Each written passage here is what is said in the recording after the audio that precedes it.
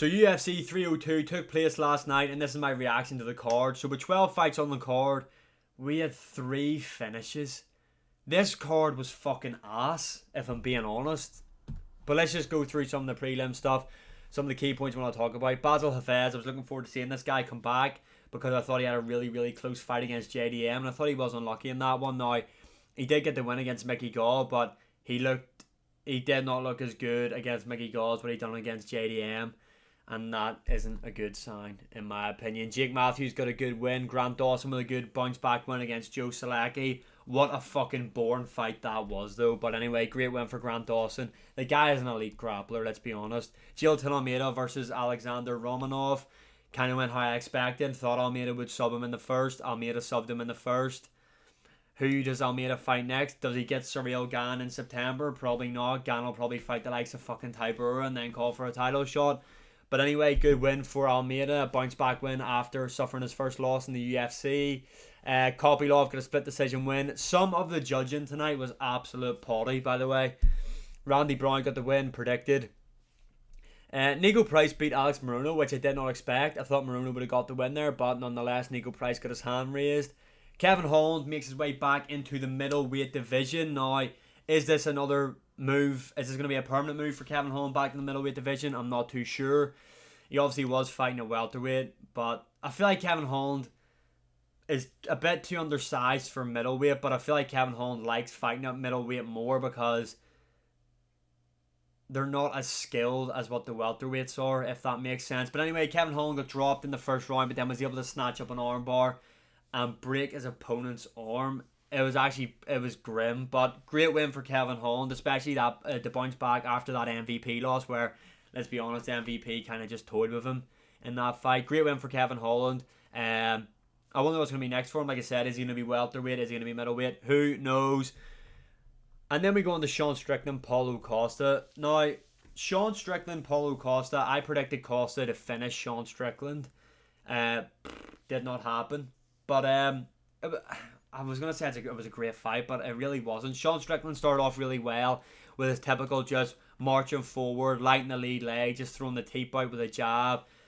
Paulo Costa, surprisingly, was on the back foot for the entirety of this fight. Did not expect that. I thought Costa would have been the one to meet Sean Strickland in the middle, throw hands at him, and then be the one to gain Strickland's respect, and then put Strickland on the back foot, which is where I thought Costa would have some of the most success in the fight for him anyway. Great body kicks, leg kicks for Paulo Costa, which is a big part of his game. Sean Strickland, though, however, done a really good job of checking those kicks. Sean Strickland, though, started off the fight really well, and then I feel like Paulo Costa kind of came into it surprisingly near the end. Paulo Costa, I like that jab to the body, but then again, Strickland was throwing the same shot, and it was working well for him. It was kind of a technical fight, to be honest, but yeah, Sean Strickland deserved that win. I don't know how that idiot had it 4-1 to Paulo Costa. Like, the guy, yeah, I don't know what he was watching. The guy watched the fight with his eyes closed, obviously. But yeah, a lot of people are saying Sean Strickland clearly won it. Strickland did win it, but it was competitive as well, though. Like, it wasn't a complete whitewash for Sean Strickland, in my opinion. Costa did give him some problems. Strickland called out Dricus du Plessis. Just make that rematch. I mean, what the fuck are they doing with Dricus du Plessis and Adesanya? For a start, that fight should be in Africa, not at fucking UFC 305 in Australia. So if that's the plan, keep Adesanya on the sidelines, get Strickland in, get that rematch done, get the Africa next year for du Plessis Adesanya, because du Plessis actually KO Strickland in the rematch, in my opinion. Paulo Costa, don't know what's going to be next for the guy. He's been pretty active, which seems to be benefiting him because he does look better in every single fight he's getting into now. So maybe Brandon Allen could be a possible fight for him. I think that makes sense in terms of rankings. On to the main event, Islam Makhachev, Dustin Poirier.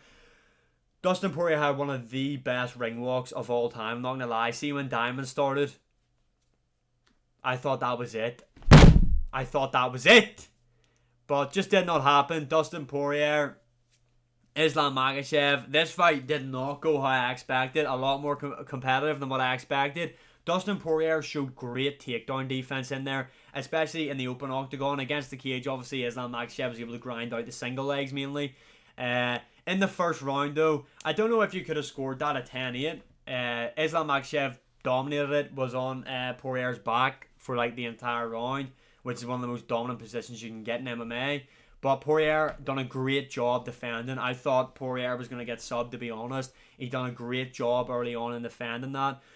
But this fight right here just showed how well-rounded Islam Makhachev is, in my opinion. So the takedowns obviously weren't there for Islam for large parts of this fight, which meant he had to stay in strike with Dustin Poirier, which is where a lot of people favoured Dustin Poirier in this fight. And a lot of this took place in the boxing range, which is what is probably Dustin Poirier's best asset in his game, in my opinion anyway. I think Poirier is definitely one of the best boxers in the UFC.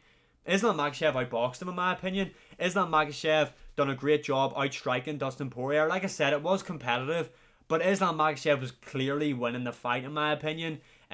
Poirier, though, done a great job busting up Islam Makhachev. The weight seems to be a big thing for Islam. I think Islam has to move to welterweight. I do want to see him fight Arman Sarukian next. Hopefully we do get that. So yeah, like I was saying before, my computer just froze for some fucking reason. Yeah, the weight seems to be... Oh, the camera's a bit fucked, yeah. I don't think, yeah, I'll just say. Yeah, so the weight seems to be a big thing for Islam now. I think he is really struggling to make the weight. I do want to see him fight Arman Sarukian next, and then move up to welterweight if possible. Great win for Islam Makhachev. I don't want this to be the end for Poirier. There is definitely more big fights for Poirier to have. The obvious one for me to see Poirier in next is definitely the trilogy with Justin Gaethje. But yeah, let me know your opinions on UFC 302 in the comments below. And as always, like, share, subscribe, comment, all that good stuff. I'm trying to hit 300 subscribers, so I appreciate all the support. And I will see you again in the next one.